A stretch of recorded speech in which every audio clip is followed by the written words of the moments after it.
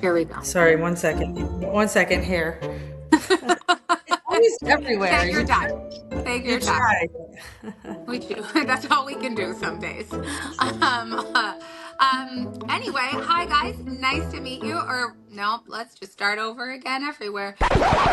Good morning, everyone. Welcome back to another episode of the Non-Podcast Podcast. I have Melissa here joining me for yet another iteration of what is grants management in the nonprofit sector. And Melissa is going to talk today about a little bit about our article, but also her experience in how to build stronger grants. Data before dollars is what the article is called, and I hope you've seen it so far. So I guess, Melissa, why don't you just introduce yourself and tell everybody who you are? Hi. Well, first of all, thank you so much. It's such a beautiful day, and I'm so happy to be here chatting with you about this. I am a former city leader. I worked for the city of Jersey City and the city of Kansas City, did grants work in both spaces, and now I'm consulting and talking and hanging out with people like you. And what is so great about being somebody who's worked in the city for most of our social services, they're on the other side of this. But what was so unique about finding out about being in the city is that you were actually on both sides, right? You were both an awardee and an awarder. So you have both sides of the burden in this situation of like reporting all of the time. So I think you have great experience. So I guess where would you like to start? What would be like the first thing that you'd like to tell everybody about how do you do data before dollars? Well, I think it's really important when we're in the grant space, when we're talking about data, is to align your data with whatever your goal is. And so I think whenever you're writing the grant, you'll probably have some idea of what you're trying to accomplish. And at that point, it's really, really important to connect that data that you're looking to collect with whatever that goal is. And there are lots and lots of ways to do that, and some are very easy and some are really hard. So I think it depends on what resources you're coming in with, but for sure, collecting data that aligns with the goal is item number one.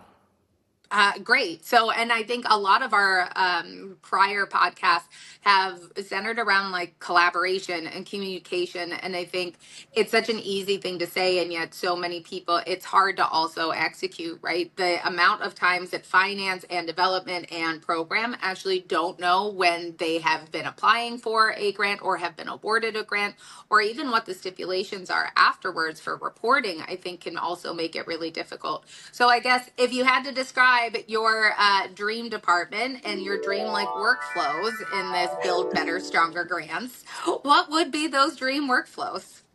You know, it's really hard because so many people have so many things to do that aren't necessarily connected to each other. And so I think when you're doing something a little bit outside the box, like applying for a grant, it helps to have somebody who's in charge of that. Not that they're in charge of execution of the grant itself or developing the program. They don't have to do every piece, but it really helps to have one person who's just in charge of that grant. Somebody who's keeping track of what deadlines there are, where we're collecting data, how accessible is it, does everyone know how to use it, maybe a monthly or weekly stock take meeting led by that person just to make sure that everybody's aligned. These don't have to be really long meetings either. Sometimes we say meeting and everybody falls asleep already. I think sometimes 15 minutes is enough, really, just to make sure that everybody knows what's happening and just to check in with one another. So I guess I would say that while everybody has lots of things to do and lots of competing priorities within the organization, assigning somebody to be in charge is a good first step. And I think what we're doing here at Carey Co is so we have a software that we also use to keep everything kind of in one place, right? At least to be able to track your from everything from your narratives to the requirements to deadlines. And that's something that our team uses. And everybody uses a different system. And I think the joke is always somehow that there's like a unicorn system out there. But really, at the end of the day, as long as you are consistently using the same, right? Like the same software, whether it be Excel, whether it's in a general ledger or another program, right? Like that's part of the problem or part of the solution is just using the same software day to day and making sure everything is in one place. Um, and so I guess here's the next part. So data for dollars, data before dollars. We were talking about this with another grants management consultant, and they were talking about how the Doge right now is using AI to search through all of the narratives, right? And they're looking for KPIs and they're looking for keywords or anything to really slim down the amount of casework. And we all know that like there's a lot of casework. I mean, you know more than most, right? Being inside of a government. So how do folks kind of prepare for that? Like this eventual use that AI will be screening everything and doing everything. So how do you build better proposals or make sure that your KPIs and stats are searchable? I don't know if that is even the right word. Yeah, I think if I was giving advice on that, I would take it all the way back to grammar school, where we were taught answer the question that you are asked. And so if the question is on demographics that of the population that you're serving, then I would answer the question using the words that they phrase in the question before pursuing your more in-depth answer. So I think as far as like trying to understand how AI works as it relates to this, I think for sure starting with the language that's used in the proposal or the application is a good first start.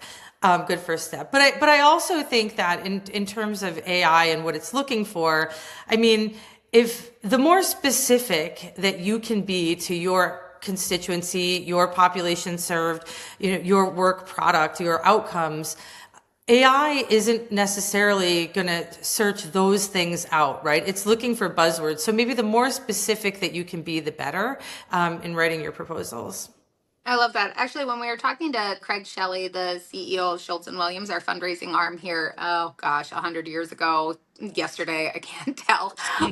But he was also mentioning something very similar. Like, it is okay to be very specific and to be, not everybody is going to understand what you do. Not everybody is going to understand the language that you're using, but the ones that do feel strongly about the mission, the ones that understand why you're asking for that money will. So don't be afraid to lean into what makes you different or what makes you special, I guess is the other word to use.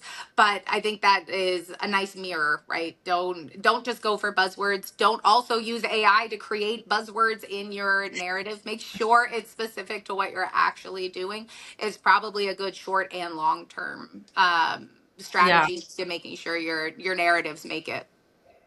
Yeah, it's a great point. And I think also just to add on a little piece of that to that conversation, don't tell the grant funder that your program serves everyone, because it doesn't.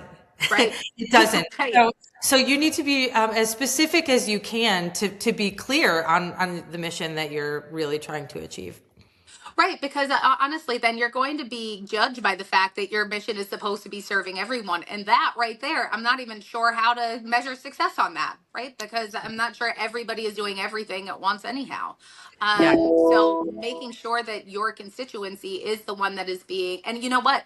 We were talking to our friend Stacy the other day too, that was talking something very similar, where also make sure your program is actually serving the people that you say that it is. Just because it might be a really good marketing or might be a really good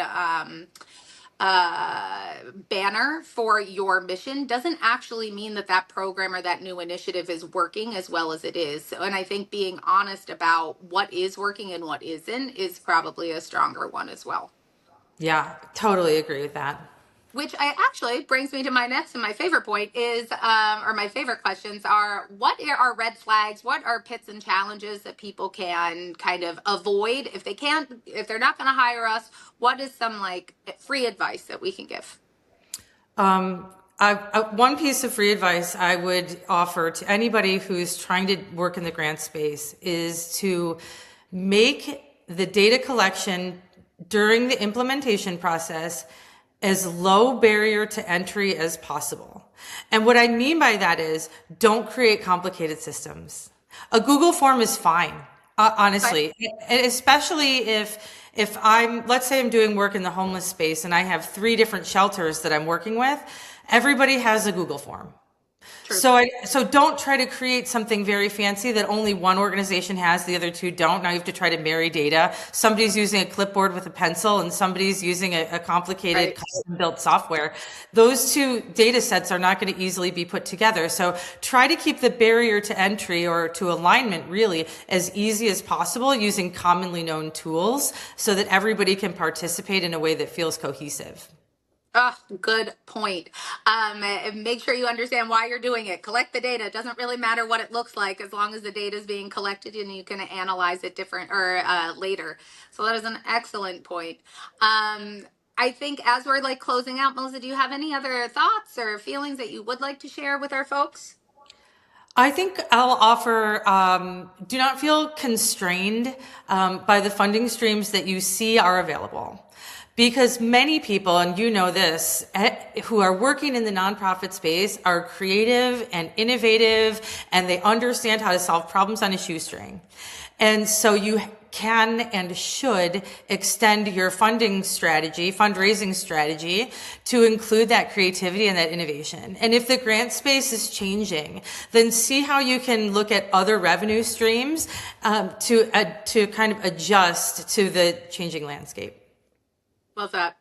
Don't forget your roots. Be innovative. Yes, We have to exactly. continually problem solve on a shoestring, like you said. I think I used to also say it this way of like nonprofits were expected to do everything with a little, and now it's like, no, do even more with even less. And that is still the name of the game. So that hasn't changed, I guess. I guess. It is.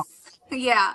So, well, thank you so much, Melissa, for joining us here at Carey Co. We are all grants management all of the time at the moment, and this is from pre-award to being awarded to post-award to reporting to allocations to single audits and CFRs. So don't forget if you were dealing with some gnarly restricted accounts or money to come find us and our experts, just like Melissa here. So thank you, everybody, and thanks, Melissa. Thank you. Have a great day. You too.